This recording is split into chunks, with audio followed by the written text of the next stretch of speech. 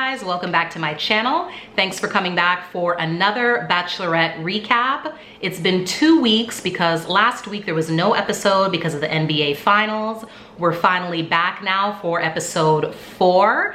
So sit tight and let's get right into exactly what went down with Rachel and the guys. Coming into this week's episode, it was probably going to start off with Eric continuing to tell Lee to get his name out of his mouth. Not his mouth, his mouth. My name is in your mouth. Mouth, mouth, mouth, mouth, mouth. So then after Eric says what he has to say to Lee, then we move on to Kenny and Rachel having a little sit down chit chat. And here comes Lee to interrupt the conversation, of course. So Lee interrupts them to get Kenny out of there so he can sit down and talk to Rachel. I don't know if you guys noticed, but my boy Dean, he may be young, but he is extremely intelligent and observant. And I don't know if you guys caught it. I did, and I rewound and caught it again and rewound and caught it again when he said what he said about Lee and Lee making the choice, going out of his way to confront and argue with people that he's not used to being around on a regular everyday basis. The only people that I've seen Lee pick fights with have been not the people that he's used to seeing on a daily basis from a cultural perspective. What do you mean? You know exactly what I mean when I say that. Dean is not only oh so fine, he is also very intelligent. He knows the deal with Lee. He is very well aware that Lee has issues with certain types of people. Then we move on to Rachel having a little sit down chit chat with the tongue, AKA Brian. So they chit chat for a little bit, and of course, the tongue goes in for the kill once again, and they have a very wet, sloppy, passionate kiss. Then it cuts to Kenny talking to the rest of the guys about what Lee just did, busting in on his conversation with Rachel and how much it pissed him off. And he decides, I gotta say something to this guy. So here's Lee and Kenny having their conversation. Lee's sitting down, Kenny's standing up.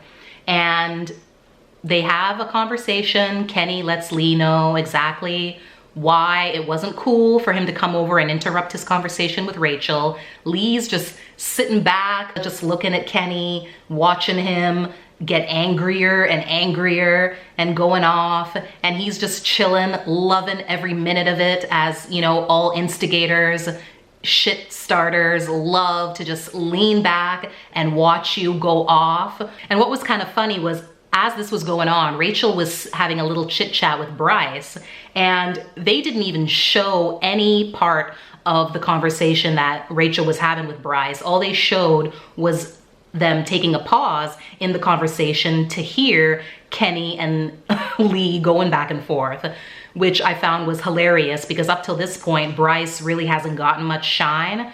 It hasn't been presented on camera, at least, that he's gotten any real time with Rachel. And it doesn't matter because we'll find out later on why it doesn't even matter.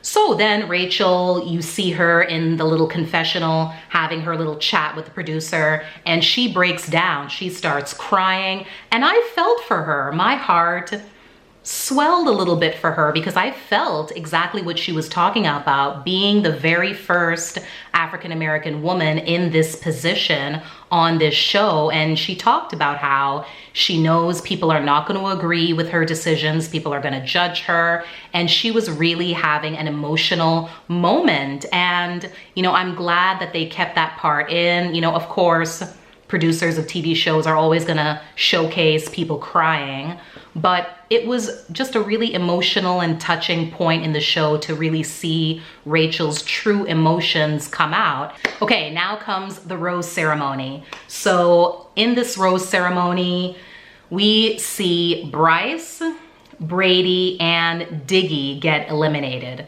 Bryce and Brady, bye-bye. I really didn't care for either one of those two guys. Diggy, I was really sad to see go because he didn't get any real shine at all.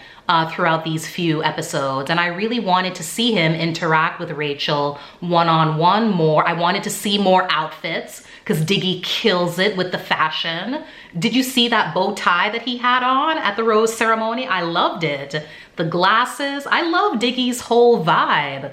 I really, really liked him, and it was sad to see him go. Okay, now the guys and Rachel finally get to take a trip somewhere, and off they go to Hilton Head Island in South Carolina. Then there they receive a date card. And whose name is on the date card? There's only one, and it's Dean. He finally gets a one-on-one with Rachel. So happy about that. Dean is such a cutie. I really believe that he is going to be one of the front runners going forward. He is young. He's the youngest guy in the house. That's what Rachel said. So most likely I can't see her picking him in the end, but he is so delicious to look at. So if for no other reason, I want him to stay on just so I can look at him throughout the coming episodes. So Rachel and Dean, they go off on their date. They're in a Jeep. They're sitting on the hood of the Jeep, sipping some champagne, and they look up in the sky and they see this blimp. And Rachel goes, oh my gosh, look, it's a blimp. And it starts coming closer and closer and closer to them. And they can see on the side of the blimp, there's a message saying Rachel and Dean, blah, blah, blah. So Rachel says, wow, we get to go on this blimp. And Dean looks crazy. He looks like he's about to have a heart attack because he is afraid of heights. And I thought the part in the show that was so cute was that he actually said out loud, I'm scared. That was really, really cute, Dean. You are such a cutie. And it was really cute that you admitted as a grown man, you admitted that you are afraid of heights, and I love you even more that you admitted it. Very freaking out. I'm a little bit scared. Okay, so next we go back to the house and another date card comes, and the names that are read off on the group date that will be taking place in the episode is Alex, Anthony, Peter, Brian, Jonathan, Adam, Matt, Kenny, Lee, Iggy, Eric, Will, and Josiah. So that leaves one person out. There's one person whose name was not on that card, and it's Jack. So by process of elimination, we all know Jack is going to get a one-on-one, which I'm really excited about because I'd forgotten about Jack, and I remember now that he is an attorney, just like Rachel. So I love that they have that commonality to bond them together. So I'm really curious to see what they're going to talk about and how they're going to connect on the one-on-one. Really looking forward to that. Okay, then we go back to Rachel and Dean. They, of course, have to go for a nice dinner, as they all do on these one-on-one dates. So they go into this beautiful little area that has a table all set up for them, and they sit down and have a nice meal. And then I start bawling. I started bawling at this part of the episode. Why? Because Dean goes into this long explanation to Rachel about his upbringing because she asked him, she told him a little bit about her upbringing and asked him about his, and he went into detail about how his mother passed away from breast cancer and how it really devastated the whole family, and tears. That's all that was falling from my face listening to him talk about it. And at the end of what he had to say, he mentioned to Rachel, you're the first person I've ever talked about this to. He doesn't really like to talk about it, of course, being such a painful, life-changing moment in his life. And I just thought that that was really sweet and touching. And then, of course, here comes the rose. Rachel does present him with a rose. He accepts, and, you know, they embrace and have a little kiss. And that was really cute. So I am really, really looking forward to Dean really, you know, coming through in these episodes. So the group date starts on a boat. The guys are making a damn fool of themselves. They do this little dance contest. None of them can dance. It's a wrap on the dancing. No. Then they have a little rap battle. The rap battle too was Kenny did a little something something. It was okay. Peter did a little something something. It was horrible. Sorry, Peter. You are such a cutie and you're so sexy and beautiful to look at, but your rap, no. So then we move on to the activity portion of the group date, and it's a spelling bee. Of course, Rachel wants to see what kind of brain cells, how many brain cells these guys are working with. The words that these men were given to spell: squirt, coitus, polyamorous. There were little girls off to the side judging, and at one point Chris Harrison told them to put noise canceling earphones on their ears so they wouldn't hear certain things. I mean, really? Josiah ends up winning, and he's very proud of himself, as he has always shown to be on every episode. He loves himself a lot, if you didn't already notice, and he loved winning that spelling bee. So after the spelling bee is done, they go back to the house, and then Rachel has a few more little sit-down one-on-one chit-chats with some of the guys.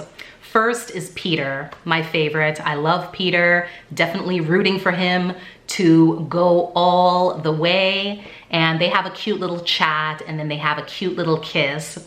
And once again, Peter, the former model, kills it with the fashion. Did you see those socks? I was checking the socks. Very, very cool socks my man Peter had on. Peter, he's killing it. I love the look. I love the fashion. I love the way he speaks. I love that he doesn't get involved in any of the drama going on with some of the other guys. Peter. Then Rachel has a little sit down with Eric. They have a little chit chat and a little smooch. And now here we have the drama re-entering the scene. Of course, they started off the episode with drama, and now we gotta end with drama to hype everyone up for the next episode. Then Rachel sits down with Iggy. Iggy. The very first word out of Iggy's mouth is what? Josiah. I don't know what this man's problem is. Iggy is suspect. I don't know if you guys are thinking it too. Iggy is suspect to me because he is way too focused on these men over Rachel. I don't know anything about Iggy. I don't know how old he is, unless I happen to catch that moment when the scroll comes across the screen and says his age and what he does for a living. He's never talked about it. I don't know where he comes from. I don't know what he likes to do on the weekends. I don't know what his hobbies are. I don't know if he's interested in having children. I don't know anything about this man because he doesn't say anything about himself. He doesn't ask Rachel any questions. Every time he gets a moment with Rachel, it's to talk about one of the other men. Iggy, that's suspect. You focus so hardcore on these men, more so than Rachel. Come on, Iggy, come on, man. Don't do that. No, baby. What is you doing? But, you know, I guess I gotta give Iggy some points. He does get some points for being a man about what he's talking about. He's not talking trash and then sitting over on the side acting like he didn't say what he said. He goes over to Josiah and lets Josiah know, hey, I just talked to Rachel and I let Rachel know that we were talking about you. Of course, Josiah goes off. He can't believe Iggy was over there talking to Rachel about him. Of course he doesn't like it, just like Eric didn't like it either. One thing I have to mention, it was funny as hell when Eric mentioned that Iggy is one of the most, I forget the word he used, ridiculous guys in the house, because he uses steroids. He shoots steroids in his nuts. And he said Iggy admitted it to the guys.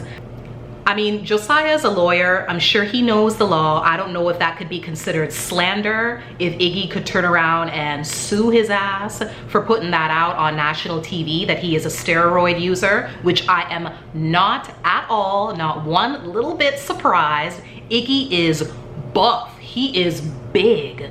I don't think people realize that because they're mostly in these jackets and suits a lot of the time on the show. Iggy is huge. So I'm inclined to believe that some of that muscle is a result of a little vitamin S. So then we see Lee talking to Rachel. They have a little sit down chit chat, and of course Rachel asks Lee about what happened, because when she was over there talking to Bryce earlier, she heard the exchange between Lee and Kenny. So she asked Lee about it. What was going on? What happened? And here goes Lee completely putting it all on Kenny about his aggressive behavior. He came at me aggressively and I didn't do anything. I don't know what Kenny's problem is. Rachel does end up going to Kenny. She goes to him, asks him what went on between you and Lee. And of course, Rachel lets Kenny know Lee called you aggressive, said you came at him aggressively. Kenny can't believe it. He's totally dumbfounded. He didn't at all feel like he came at Lee in an aggressive way. And I went back and watched that scene again.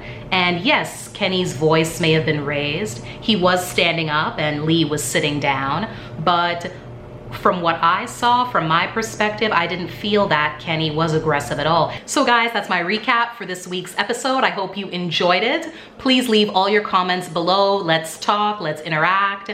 And next week, you guys are actually gonna get 2 recap videos from me, because there's going to be a double header. Monday night and Tuesday night, there will be episodes of The Bachelorette. I'm gonna watch both and recap both.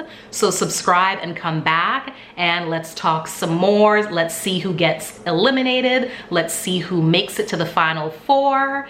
It is getting good now that, you know, some of these guys I don't care for too much are being pushed out of the house.